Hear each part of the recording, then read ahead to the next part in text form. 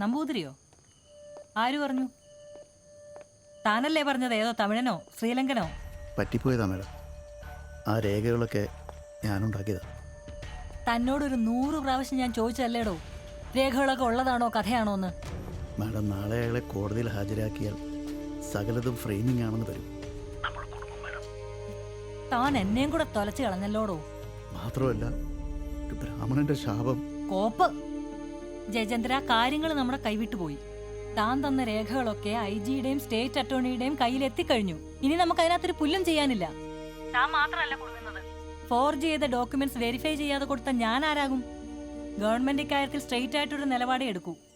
ഇനിയിപ്പോൾ എന്ത് ചെയ്യും മാഡം? കാശോ വല്ലതോ കൊടുത്ത അയാള് തൽക്കാലത്തേക്ക് മൊഴിയൊന്ന് അഡ്ജസ്റ്റ് ചെയ്ത് പറയുമോ? അയാളെ കൊണ്ട് സമ്മതിപ്പിക്കാൻ പറ്റുന്ന ആരെങ്കിലും ഉണ്ടോ? മാഡം പറഞ്ഞു വരുന്നത്? അയാൾ നമ്മൾ കൊടുക്കുന്ന മൊഴി പറയാൻ സമ്മതിച്ചാൽ നമുക്കിതിന് ചില്ലായിട്ടൊരു ക്ലൈമാക്സ് ഉണ്ടാക്കാം.